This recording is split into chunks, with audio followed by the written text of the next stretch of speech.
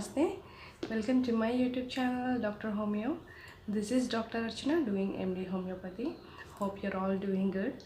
Please stay home, stay safe, and let's move into our topic today. The basic questions which arises in our mind is about the system homeopathy, and those are what is there actually in the homeopathic medicines, and from what sources the homeopathic medicines are prepared, and what is the mechanism it involved in the preparation of the medicines, and how does they act. These are the basic questions which arise in most of the people. So in this video I want to explain you all what is the system and what is the principle involved in it, what are the sources from which the homeopathic medicines are prepared, and the procedure involved in the preparation of homeopathic medicines, and how does they act. Let's start our session today.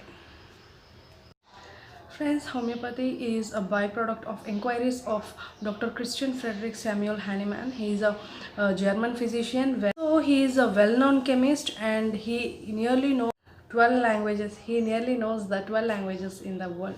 So he has a habit of translating the books from one language to another language.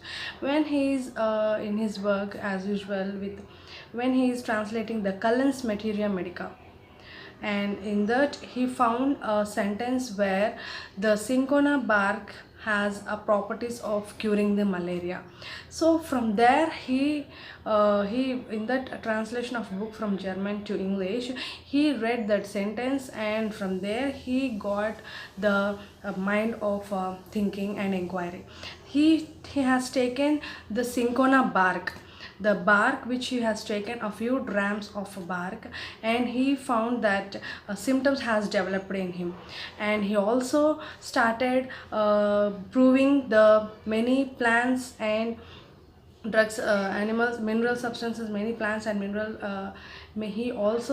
He also started many plants and minerals with taking a few grams on his own and giving the same to his family members, and found that few symptoms are developing. After taking the few grams of cinchona bark, he started developing the symptoms of malaria like chills, fever. He experimented with the cinchona bark in 1790, and from there he started experimenting by taking all the sources, plant and minerals, salts, and all the animal sources, and from there he started experimenting, and by human proving. The another best thing in the homeopathy is the medicines and all the drugs which we use till today are gone under the human drug provings, and not on any animals, and not on the animals. It is purely on the human drug proving.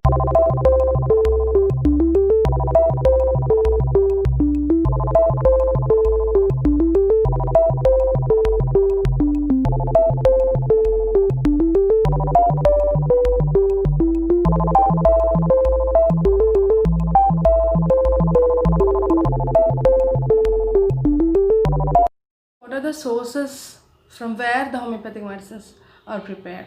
So the plant, animals, minerals, salts, organisms, and even the healthy tissues, what we call the sarcodes. So I will briefly give you an idea what are the plant sources taken, like leaves, roots, seeds, flowers, and stems. Yes, roots, etc. So for example, arnica is a plant source where it cures the injuries, minor. And another thing, the alkaloids also taken from the plant sources. The alkaloids which involves in the drug action, also taken from the plant sources. And in animals, no animals are sacrificed in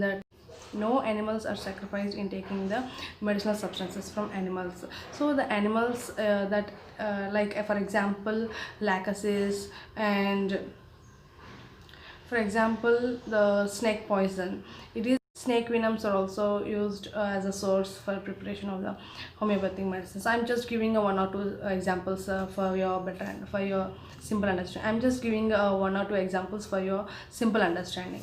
And When coming to the minerals and salts, the minerals and salts like NaCl and sodium chloride, and even the gold or metal or metallicum, even from that also the homeopathic medicines are prepared. And then the organisms, coming to the organisms, it is nothing but the vaccines.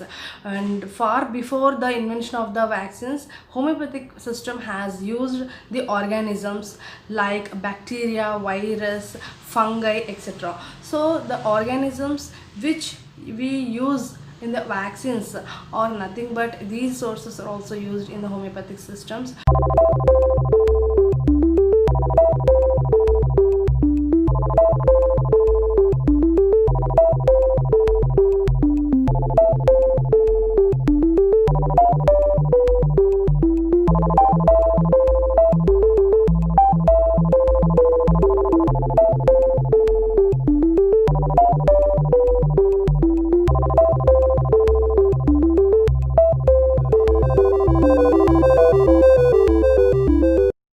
Involved in the preparation of homeopathic medicines. Dr. Hahnemann has, before the invention of the microscope itself, he has given us a boon for the system homeopathy, where he used the procedure potentization and what we also call the dynamization. Means the procedure involved in the homeopathic preparation, homeopathic medicines preparations are the triturations and succussions.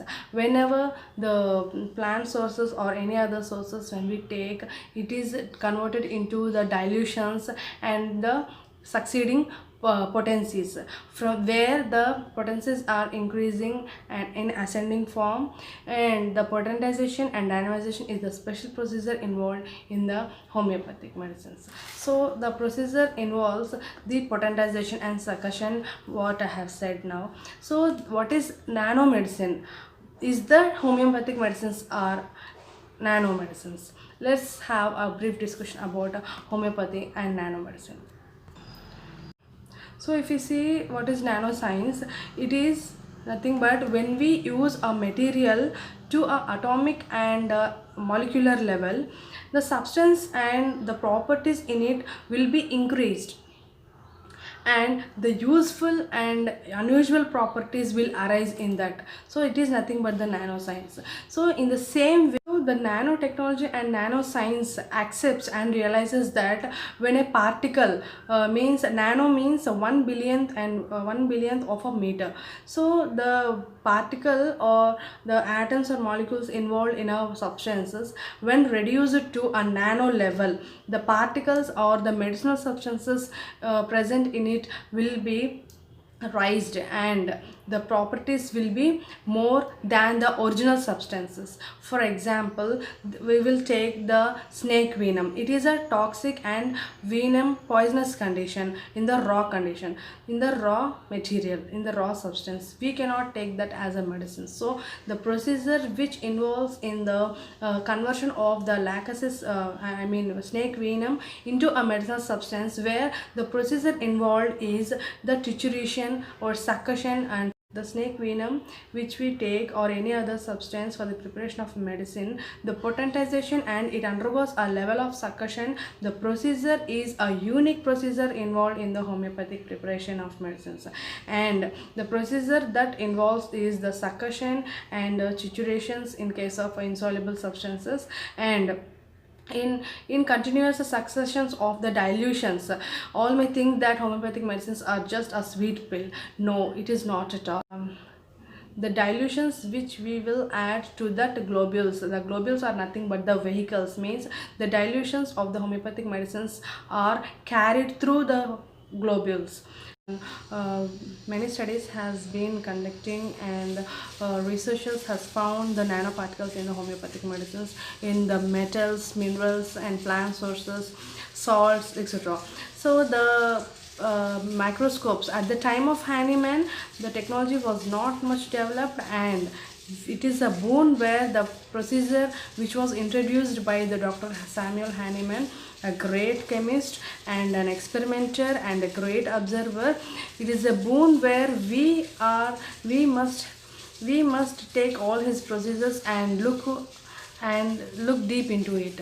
So though it is recognized by the WHO as the homeopathy is the second largest medical system in the world, it has its own scopes and limitations. For example, in emergency conditions like accidents and any life threatening conditions, homeopathy is not suggestible in that cases, and otherwise it is a very useful and suggestible system of medicine, therapeutic system of medicine, where we can go for a permanent cure for any solutions.